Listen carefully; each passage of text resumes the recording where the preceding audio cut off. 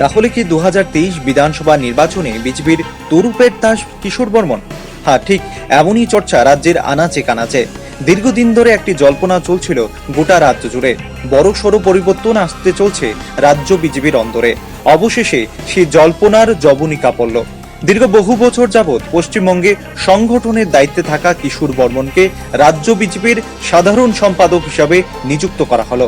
সম্প্রতি শাসক দলের অন্দরে বিভিন্ন কারণে ক্ষোভ এবং বিক্ষোভের বহিঃপ্রকাশ ঘটেছিল সম্পূর্ণ জনসমক্ষে। এক প্রকার বলা যেতে পারে তা ছিল ওপেন সিক্রেট। কার্যত কিছু সংখ্যক বিধায়ক এবং নেতৃত্বের কারণে শাসক দলের মধ্যে অস্বস্তিকর পরিবেশ সৃষ্টি হয়েছিল, যার ফলে মোটেও স্বস্তিতে ছিল না রাজ্যের শাসক দলের নেতৃত্বরা। জল অনেক দূর পর্যন্ত গড়িয়েছিল, যার ফলে হস্তক্ষেপ করার জন্য মাঠে নামতে হয়েছে স্বয়ং কেন্দ্রীয় নেতৃত্বকে। শেষ এক মাসে বেশ কয়েকজন কেন্দ্রীয় নেতৃত্ব থেকে শুরু করে কেন্দ্রীয় মন্ত্রীরা পর্যন্ত আসা যাওয়া করেছেন রাজ্যে।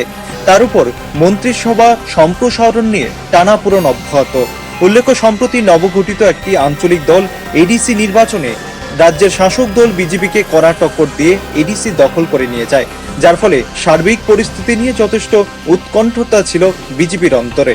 তবে সূত্রের খবর, 2023 নির্বাচনকে সামনে রেখে রাজ্য বিজেপির ঘর গুছানোর জন্য কেন্দ্রীয় নেতৃত্ব পক্ষ থেকে কিশোর বর্মনকে ত্রিপুরাতে পাঠানো হয়েছে। উক্ত পৌর খাওয়া রাজনীতিবিদ বহুদিন যাবৎ পশ্চিমবঙ্গে সংগঠনের কাজ করে গেছেন। প্রসঙ্গত 2019 লোকসভায় পশ্চিমবঙ্গে বিজেপি অভূতপূর্ব সাফল্য পেয়েছে এবং তার পাশাপাশি 2021 বিধানসভা নির্বাচনে সংখ্যাগরিষ্ঠতা না পেলেও বিরোধী দলের মর্যাদা প্রথমবারের মতো পেয়েছে। সামগ্রিক ফলাফলে কেন্দ্রীয় নেতৃত্বদের নজর কেড়েছেন পশ্চিমবঙ্গের সংগঠনের দায়িত্বে থাকা কিশোর বর্মন। তারপরে সম্প্রতি দিল্লি ডেকে নিয়ে কিশোর বর্মনকে রাজ্য বিজেপির সংগঠনের দায়িত্ব তুলে দেন সর্বভারতীয় বিজেপি সভাপতি জেপি নাড্ডা। অন্যদিকে রাজ্যে এসে নতুন দায়িত্ব কাঁধে তুলে নেওয়ার পর সংবাদ মাধ্যমের মুখোমুখি হয়ে কিশোর বর্মন জানিয়েছেন তিনি বুথ স্তরে সাংগঠনিক কাজ করতে চান এবং আগামী দিনে ত্রিপুরা বিজেপিকে আরো শক্তিশালী করে তোলার ওনার প্রাথমিক লক্ষ্যমাত্রা রয়েছে। দলকে শক্তিশালী করতে আপনার কি প্রয়াস থাকবে? প্রথমে তো আমি 14 বছর পর ফিরে এসেছি। সংগঠনের কাজেই ছিলাম পশ্চিমবঙ্গে এতদিন দায়িত্বে।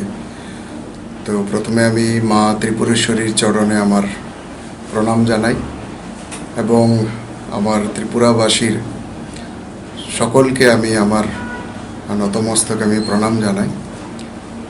নতুন দায়িত্ব, নতুন চ্যালেঞ্জ অবশ্যই ভালো লাগছে এই কারণে যে আমি ঘরে ফিরে এসেছি। এখন আমি আমার অভিভাবকদের সান্নিধ্যে থেকে কাজ করব। তো সেটার ঘরে সবাইকে নিয়ে কাজ করা, সেটার আনন্দই আলাদা।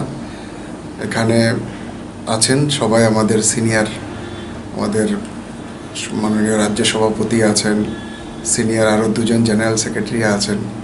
আশা করি তাদের সান্নিধ্যে থেকে যে দায়িত্ব আমাকে দিয়েছেন, আমার বিশেষ করে আমার প্রিয় যে সাবজেক্ট, সবচেয়ে বেশি আমি বুথ লেভেল কাজ করতেই আমি অভ্যস্ত এবং সেটাই আমার সবচেয়ে বেশি রুচি এবং আমার প্রিয় কাজ। তো সেই কাজটা আমাকে আজকে সাধারণ সম্পাদকের দায়িত্ব দেওয়ার সাথে সাথে আমাদের প্রিয় রাজ্য সভাপতি আমাকে অর্পণ করেছেন। তার জন্য মাননীয় রাজ্য সভাপতি সহ ত্রিপুরার পুরো এন্টায়ার বিজেপির টিমকে আমার পক্ষ থেকে অনেক অনেক অনেক ধন্যবাদ।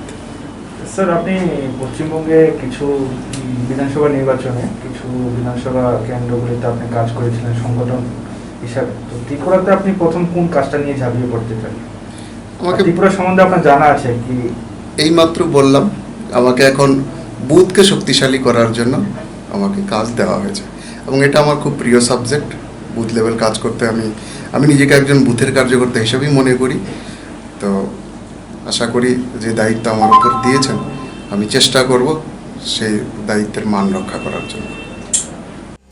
তবে এখন দেখার বিষয় রাজ্য বিজেপির অন্দরে যে জটিলতা সৃষ্টি হয়েছে তার সমাধানে কতটুকু সফল হন Kishore Barman. Bureau report, rising Tripura.